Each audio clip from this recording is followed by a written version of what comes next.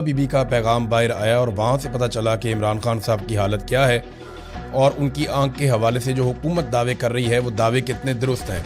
सबसे पहले तो जो बुशरा बीबी की बहन है मरियम रियाज भट्टू, उनका स्टेटमेंट आप सुन लीजिए, फिर मैं आपको बताता हूँ इमरान खान की बहनें क्या कह रही हैं और इमरान खान साहब की अहलिया बुशरा बीबी ने जेल से क्या पैगाम भिजवाया है और इमरान खान साहब की हालत कैसी है, ख़ास तौर पे उनकी बिनाई जिस आंख की मुतासर हुई है वहाँ मामलात कैसे हैं। एक तो मैं पहले आपको ये क्लियर कर दूं कि जो प्रेस रिलीज जारी की गई अस्पताल की इंतज़ामिया की जानिब से, यानी पिम्स ने रात गए एक प्रेस रिलीज जारी की थी। हालांकि रात गए कौन जारी करता है, कोई पीआरओ भी नहीं होता, कोई डिपार्टमेंट भी नहीं होता, लेकिन वो पहले से ही बनाया हुआ एक पेज उन्होंने जारी कर दिया था। तो वो जो पिम्स की जानिब से एक प्रेस रिलीज जारी की गई उसमें इमरान खान साहब की आंख के हवाले से कोई तफसीलात मौजूद नहीं है, यानी उसमें नहीं बताया गया कि कितने % उनकी हालत आंख की बेहतर है और किस हद तक बेहतर है। तो ऐसी कोई रिपोर्ट हमारे सामने नहीं है जिसमें हुकूमत ये दावा कर रही हो या डॉक्टर्स ये दावा कर रहे हो कि इमरान खान साहब की आंख ठीक हो रही है या पहले से बेहतर है या बेहतरी की तरफ जा रही है। अब मरियम रियाज भट्टू साहबा का जो स्टेटमेंट है वो कहती है मेरी भाभी और बुशरा बीबी की बेटी के ख़ानदान ने बुशरा बीबी से मुलाकात की और चूँकि खान साहब को कल रात ही दूसरी इंजेक्शन लगाई गई है, इसलिए अभी ये कहना कबल वक्त है कि इसका कोई असर हुआ है या नहीं। इनकी आंख अभी भी सूजी हुई है और इनकी हालत गुज़िश्ता हफ्ते से बदस्तूर वैसी ही है जैसी पहले थी। खान साहब ने एक बार फिर जोर दिया है कि उनकी बहनें जो इनके वकला के साथ काम कर रही हैं फौरी इजाज़त के लिए दरखास्तें दायर करें ताकि उनके ज़ाती डॉक्टर्स उनका मुआयना कर सकें। ये जनाब मरियम रियाज भट्टू साहबा ने कहा, जो बुशरा बीबी की बहन है। उस्मा खानम जो इमरान खान की बहन है, उन्होंने एक ऐसा स्टेटमेंट दिया है जहां से शक्कू को शुबात मजीद बढ़ जाते हैं। उन्होंने कहा जी हमें यकीन नहीं है कि इमरान खान के जो ब्लड टेस्ट किए गए हैं ये इमरान खान के हैं या किसी और के हैं। कौन से टेस्ट किए हैं, किसके सामने किए हैं, टेस्ट का रिजल्ट इमरान खान का रिजल्ट है या किसी और का है। जब तक इन लोगों के सामने टेस्ट नहीं होंगे जिन पर हमें एतबार है तब तक हमें तसल्ली नहीं होगी। ये जो छुपा रहे हैं इसके पीछे क्या वजह है। देखें, ये इमरान खान वज़ीर आज़म पाकिस्तान थे जब नवाज शरीफ साहब के जाली टेस्ट करके उन्हें बताया गया कि इनके तो प्लेटलेट्स बेड़े गर्क हो गया और हर थोड़ी देर के बाद एक जाली टेस्ट आ जाता था और दबाव मज़ीद बढ़ जाता था। अदालतों के अंदर मामला जा रहे थे, मीडिया के अंदर मामला जा रहे थे, हत्ता कि कैबिनेट को बैठ के फैसला करना पड़ा कि नवाज शरीफ के साथ करना क्या है। फिर अदालत को एक स्टाम्प पेपर देकर इमरान खान से इजाज़त लेकर नवाज शरीफ साहब पाकिस्तान से बाहर चले गए। फिर एस्टेब्लिशमेंट के जो बहुत करीबी शख्स हैं फैसल वाडा, बल्कि वो खुद एस्टेब्लिशमेंट के अंदर ही होते हैं, तो फैसल वाडा ने ये इंकशाफ किया कि नवाज शरीफ का जो खून था वो नवाज शरीफ का नहीं था, बल्कि कुछ लोगों ने यहाँ तक बताया कि वो किसी जानवर का खून था और नवाज शरीफ की जाली रिपोर्टें बनाई गई थी। और हत्ता कि फैसल वाडा ने कहा वो रिपोर्टें तो घर बैठ कर बनाई गई थी, उनका तो किसी लेबॉर्ट्री से ताल्लुक कोई नहीं था। तो जाली रिपोर्टें नवाज शरीफ की बनाई गई थी। तो जिन्होंने नवाज शरीफ की जाली रिपोर्टें बना के उस वक्त के वज़ीर आज़म इमरान खान को धोखा दिया, आज वही इमरान खान जेल के अंदर है तो वो अब धोखा नहीं दे सकते? बिल्कुल दे सकते हैं। जो वज़ीर आज़म को चीट कर सकते हैं वो एक कैदी को चीट करने में उनको क्या प्रॉब्लम है, वो कर सकते हैं। अलीमा खानम का जो स्टेटमेंट है, क्योंकि अभी इमरान खान साहब की गैर मौजूदगी में अलीमा खानम ही फैमिली के मामलात को ऑलमोस्ट लीड करती हैं और उनका बयानिया जो है या उनका जो स्टेटमेंट है वो माना जाता है मुस्तरद। तो उन्होंने कहा जी इमरान खान ने पैगाम दिया कि उन्हें नज़र नहीं आ रहा, मेरे डॉक्टरों को मुझ तक रसाई दी जाए, ये है जी सिंपल बात। फिर उन्होंने कहा जी कि इमरान खान से आज भी किसी की मुलाकात नहीं हुई। अलीमा खान ने बहनों के साथ जो है वो बाद में बाहर आके गुफ्तगू की और बुशरा बीबी की मुलाकात उनकी फैमिली के साथ हुई, उनके ज़रिए से जो है वो खबर बाहर आई और इमरान खान साहब ने पैगाम दिया कि उन्हें नज़र नहीं आ रहा, मेरे डॉक्टरों को मुझ तक रसाई दी जाए। ये बात अलीमा खानम ने बताई बुशरा बीबी के ख़ानदान से पूछ कर। अब ये इमरान खान साहब की बहनें स्टेटमेंट दे रही हैं, बल्कि उन्हें चोट भी लग गई। नौरीन खानम को बड़ा अफसोसनाक, मैंने तस्वीर देखी, वीडियो देखी, बड़ी तकलीफ़ हुई मुझे भी। एक और खातून थी सद्दफ, उनको ज़्यादा चोट लगी है, वो हॉस्पिटलाइज भी हो गई हैं, लेकिन अल्लाह का शुक्र है कि वो बचत हो गई, जान बच गई और कोई ऐसा नुकसान नहीं हुआ जिसकी भरवाई नहीं हो सकती। लेकिन ये ख़वातीन है तो रियासत को जो है वो इस तरह का रवैया नहीं रखना चाहिए, बहुत ही बदनसीबी है जो इस वक्त किया जा रहा है। बहरहाल इमरान खान साहब की जो रिपोर्टें हैं वो उनकी फैमिली के साथ शेयर नहीं की जा रही। अभी तक इमरान खान साहब के मुआलिजीन जो हैं वो उन्हें नहीं देख पाए। अभी तक उनकी फैमिली जो है वो इमरान खान साहब से नहीं मिल पाई। अब इसकी एक वजह तो ये है कि आसिम मुनीर साहब नहीं चाहते और उनकी ये ज़िद है कि इमरान खान का कोई स्टेटमेंट बाहर नहीं आना चाहता, क्योंकि उनका कोई स्टेटमेंट बाहर आता है तो मुझे चैलेंज करते हैं आसिम मुनीर साहब को, ये लगता है, और वो मुकाबला कर नहीं सकते। DGI SPR भी बोल बोल के थक गए, लिहाजा उन्होंने सोचा कि इमरान खान की आवाज़ ही बंद कर दो, मुलाकात करवाओ ही ना। दूसरा, या तो ये जेल में कुछ ना कुछ ऐसा ज़रूर कर रहे हैं जो ये चाहते हैं कि बाहर किसी को पता ना चले, क्योंकि कुछ अर्सा पहले मोहसिन नकवी ने और बाकी लोगों ने दावा किया कि हम इनके ख़ानदान के किसी और शख्स को मिलवा सकते थे, लेकिन ख़ानदान के अंदर भी जो डॉक्टर हैं, एक वो बरकी साहब डॉक्टर हैं, एक इमरान खान की बहन डॉक्टर हैं, उन लोगों को मिलवाने से इनकार किया। यानी ये चाहते हैं कि कोई डॉक्टर इमरान खान के करीब ना जाए, चाहे वो फैमिली का हो, चाहे वो फैमिली के बाहर हो, या इमरान खान साहब का ज़ाती मुआलिज हो। सिर्फ सरकारी डॉक्टर्स जिनको चुना जाएगा वही डॉक्टर जाएंगे और जाकर इमरान खान साहब को देखेंगे। अब वहाँ सोर्सेज से खबरें बाहर आती रहती हैं, इससे पहले भी आती रही हैं, आइंदा भी आती रहेंगी, आपको पता चल जाएगा। दूसरी जानिब नादरीन, जो इमरान खान साहब की रिहाई के लिए इमरान खान रिहाई अमन फोर्स बनाने का ऐलान किया था सुहेल आफरीदी ने, उसके ऊपर बहुत रोला पड़ गया है। पार्टी का एक धड़ा जो है वो डट गया है कि हमें तैयारी करनी चाहिए, नौजवानों को इकट्ठा करना चाहिए, बड़े पैमाने पर एक ताकतवर फोर्स नौजवानों की तैयार करनी चाहिए और बगैर लड़े पुरअमन तरीके से एहतजाज करके और एक मुनज़्ज़म तरीके से इमरान खान साहब की रिहाई का रास्ता निकालना चाहिए। तो अब इसका नाम बदलने की बातचीत हो रही है, क्योंकि लफ्ज़ फोर्स जो है उस पर लोगों को एतराज़ आ गया कि जनाब ये फोर्स कैसे हो सकती है, तो फोर्स का लफ्ज़ इस्तेमाल ना किया जाए, तो इसका कोई और लफ्ज़ इस्तेमाल किया जाए। अब इस पर बहस हो रही है, कुछ लोग डट गए हैं, कुछ लोग जो है वो नया स्टेटमेंट दे रहे हैं। लेकिन इस पर जुनैद अकबर साहब ने एक बात की है। जुनैद अकबर साहब का कहना है, रिहाई फोर्स के नाम पर पार्टी में इख्तलाफ राय है, हम अब भी चाहते हैं कि मुज़ाकरात हों, लेकिन जब आप हमें दीवार के साथ लगाएंगे तो हमारे पास ऑप्शन ही क्या बचता है, हमारे पास वक्त बहुत कम है। तो उन्हें एहतजाज करना पड़ेगा, वो भी इस बात को समझते हैं। एक तरफ तो यह एहतजाज का मामला बढ़ता जा रहा है, दूसरी तरफ पाकिस्तान में दहशतगर्दी कंट्रोल नहीं हो पा रही और पाकिस्तान की इंटेलिजेंस एजेंसीज दहशतगर्दी को रोकने में नाकाम है। यानी वो कोशिश करते हैं, कुछ वाक़यात रुक भी जाते हैं, लेकिन वाक़यात लगातार बढ़ते चले जा रहे हैं दहशतगर्दी के, और इसी की वजह से पाकिस्तान ने अफगानिस्तान के अंदर दहशतगर्दों के कुछ ठिकानों के ऊपर अटैक किया। पाकिस्तान का कहना है कि वहाँ बड़े पैमाने पर दहशतगर्द मारे गए हैं, जबकि अफगानिस्तान का ये कहना है कि वहाँ पे सिविलियंस की हलाकतें हुई हैं।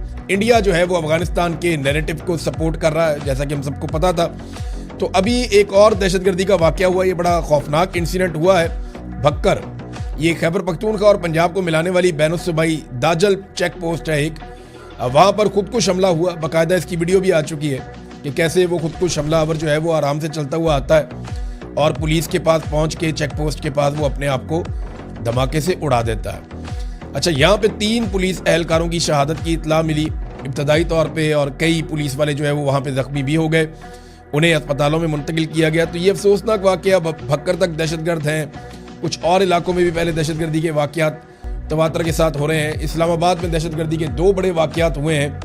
ये बड़ी अफसोसनाक सूरत हाल है पाकिस्तान में, और पाकिस्तान के सिक्योरिटी इदारों और एजेंसियों के लिए बड़ा चैलेंज है। अब एक चीज़ मैं आपके सामने और रखना चाहता हूँ नाज़रीन, के पाकिस्तान जो है वो दहशतगर्दी के तमाम वाक़यात का इल्ज़ाम फितनतुल हिंदुस्तान के ऊपर लगाता है कि ये फितनतुल हिंदुस्तान है, फितनतुल खवारिज, फितनतुल हिंदुस्तान। तो मामला ये है कि अफगानिस्तान के ऊपर तो हम अटैक करते हैं और अफगानिस्तान के साथ तो हमने तिजारत बंद कर दी है, वो इसलिए कि ये फितनतुल हिंदुस्तान के जो दहशतगर्द हैं वहाँ से आते हैं, लेकिन फितना तो हिंदुस्तान का है पाकिस्तान के बकौल। तो पाकिस्तान अफगानिस्तान के साथ तो तिजारत बंद कर गया, लेकिन जहाँ से ये दहशतगर्द सपोर्ट जहाँ से मिलती है, जहाँ से पैसा मिलता है, जहाँ से वो ट्रेंड होते हैं बकौल पाकिस्तानी इंटेलिजेंस एजेंसियों की रिपोर्टों और पाकिस्तानी रियासत और हुकूमती इदारों के और हुकूमत के बयानिए के मुताबिक, तो उनके साथ तिजारत पाकिस्तान ने बंद नहीं की। यानी अफगानिस्तान के साथ हमने तिजारत इस लेवल तक बंद कर दी है कि इस वक्त सूरत हाल ये है कि गुज़िश्ता साल की निस्बत जो तिजारत हमारी पिछले साल $560 मिलियन थी, वो अब $228 मिलियन रह गई है, यानी आधी से भी कम हो गई है। तो अफगानिस्तान के साथ हमने तिजारत अब तो मुकम्मल ही बंद की हुई है, जबकि हिंदुस्तान के साथ हमारी तिजारत अभी भी जारी है। और जो हिंदुस्तान के साथ हम तिजारत करते हैं, इसमें पाकिस्तान से ज़्यादा हिंदुस्तान को फ़ायदा होता है। तो देखें हमारा मौक़िफ़ है और कैसी हमारी पॉलिसी है कि फितनतुल हिंदुस्तान तो हम कह देते हैं कि हिंदुस्तान पाकिस्तान में दहशतगर्दी करवा रहा है, लेकिन अफगानिस्तान के साथ हम तिजारत बंद करते हैं जहाँ पे हमारा मुनाफा होता है, और हिंदुस्तान के साथ तिजारत हम जारी रखते हैं जहाँ पे हिंदुस्तान का मुनाफा होता है। कमाल नहीं कर रहे वैसे। बयानुल मरसूस तो आपने इंडिया के खिलाफ लड़ाई लड़ी थी, अब इंडिया में पटाखा भी चलता है तो वो पाकिस्तान के अंदर घुस के अटैक करते हैं, और पाकिस्तान के अंदर अगर फितनतुल हिंदुस्तान जो पाकिस्तान बार बार कह रहा है वो अटैक करते हैं तो पाकिस्तान अफगानिस्तान में चला जाता है अटैक करने के लिए। तो जिसने हमला किया या करवाया या जो इसके पीछे है या जो मास्टरमाइंड है उसके पीछे पाकिस्तान नहीं जा रहा। ये भी एक पॉलिसी है जिसके ऊपर थोड़ा गौर करना पड़ेगा, क्योंकि लगातार पाकिस्तान में दहशतगर्दी हो रही है, वाक़यात बढ़ते जा रहे हैं। ये देखें ना आप तलाल चौधरी का स्टेटमेंट, ये बहुत ही अजीब स्टेटमेंट है। तलाल चौधरी दाखिला का वज़ीर मुमलिकत है। तलाल चौधरी का कहना है कि हम ये जंग दुनिया को दहशतगर्दी से बचाने के लिए लड़ रहे हैं। और भाई दुनिया अपने आप को खुद ही बचा लेगी, दुनिया बहुत सियाणी है। मुझे बताएं कब हुआ यहाँ पे यूएई के अंदर दहशतगर्द हमला, अबू धाबी के अंदर, सऊदी अरब के अंदर? मुझे बताएं ना कब वहाँ दहशतगर्दी होती है? ओमान में कब दहशतगर्दी होती है? बताएं ना भाई। दुनिया अपने आप को दहशतगर्दी से खुद ही बचा लेगी। ईरान ने अपने आप को बचाना होगा, खुद बचाएगा। चाइना ने अपने आप को दहशतगर्दी से बचाना होगा, खुद बचाएगा, वहाँ पे नहीं होती दहशतगर्दी। इंडिया ने अपने आप को बचाना होगा, खुद बचाएगा। सेंट्रल एशिया ने, यूरोप ने, अमेरिका ने, सबने अपने आप को दहशतगर्दी से बचाना होगा, तो सारे अपने आप को खुद बताएंगे। अब पाकिस्तान को बचाएं जिसके लिए आपको पैसा मिलता है, जिसके लिए पाकिस्तानी अपने खून पसीने की कमाई से, आपको टैक्स के पैसों से आपका पेट भरते हैं, आपको हर तरह की सहूलत लेकर देते हैं। अब पाकिस्तान को बचाएं। हम ये जंग दुनिया को दहशतगर्दी से बचाना है। ओ भाई दुनिया अपने आप को खुद बचा लेगी।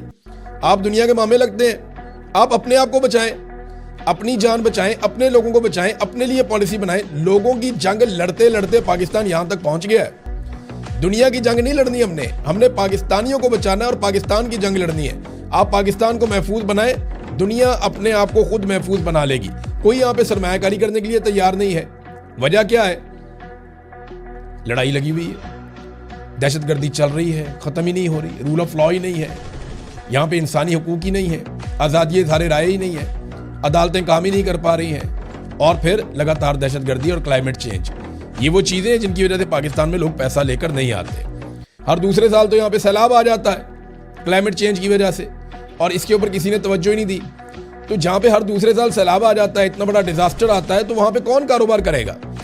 अब नाज़रीन, आसिफ अली जरदारी साहब के साथ एक पंगा हो गया। उन्होंने जो इमरान खान साहब पे तनकीद की वो उनको महंगी पड़ गई, बल्कि उनको उल्टी पड़ गई। ये तनकीद की वजह क्या है? मैं आपके सामने चंद बड़ी इंटरेस्टिंग चीज़ें रखता हूँ, लोग फैक्ट्स भूल जाते हैं।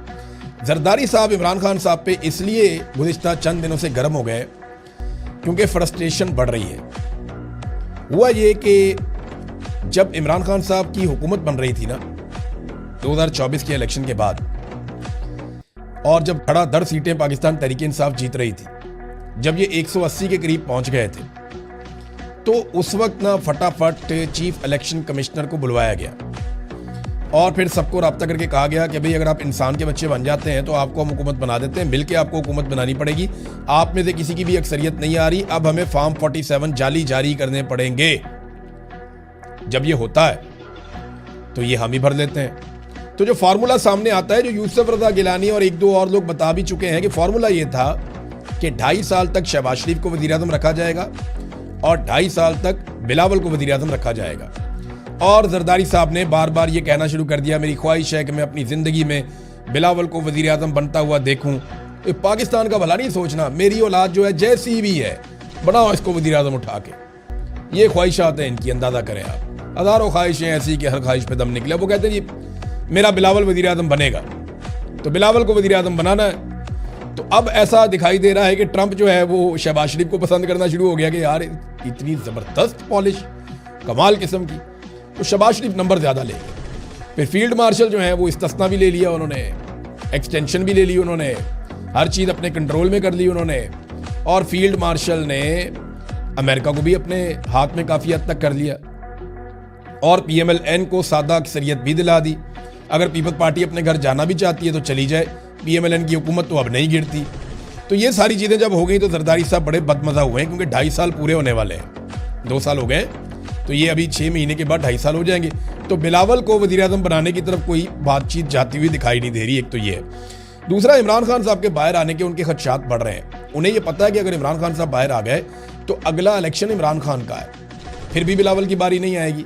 तो ये एक और प्रॉब्लम है कि अगर इमरान खान बाहर आ जाते हैं तो वैसे ही। और एक जेलसी का फैक्टर भी है। जरदारी साहब को जेलसी ये है कि जेलें तो मैं काटता था, मैं मशहूर हुआ था पाकिस्तान में बिला वजह कि मैं बड़ा जेलें काटने वाला बड़ा सख्त आदमी हूँ।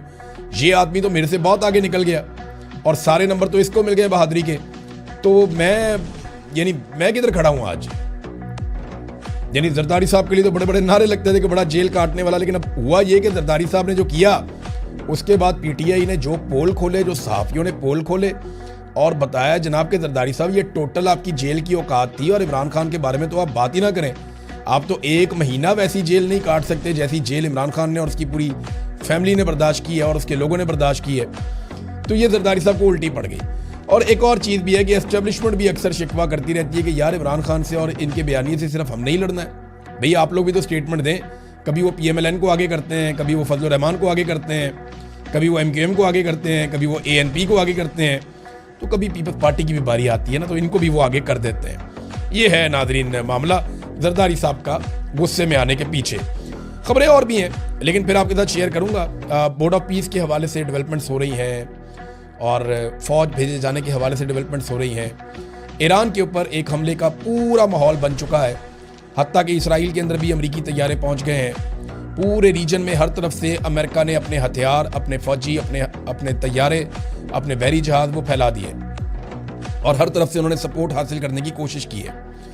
और इस मरतबा एक और जो इंटरेस्टिंग चीज़ हुई वो ये कि सऊदी अरब ने अमेरिका को किसी किस्म की सपोर्ट ना देने का कहा, हत्ता कि ओमान भी सपोर्ट नहीं दे रहा, कतर भी इसमें गालिबन सपोर्ट नहीं देगा और कई ममालिक हैं। बरतानिया ने भी कह दिया कि अमेरिका को वो अपने अड्डे नहीं देंगे।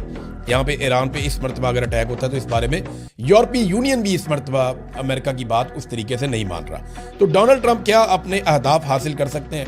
सबसे बड़ा हदफ ये है कि ईरान में रजीम चेंज ऑपरेशन हो जाए, यानी वहाँ पे एक ऐसी हुकूमत आ जाए जो अमेरिका के मुताबिक चले और इसराइल के लिए ख़तरात हमेशा के लिए ख़त्म हो जाए। अब तक के लिए इतना ही, अपना ख्याल रखिएगा।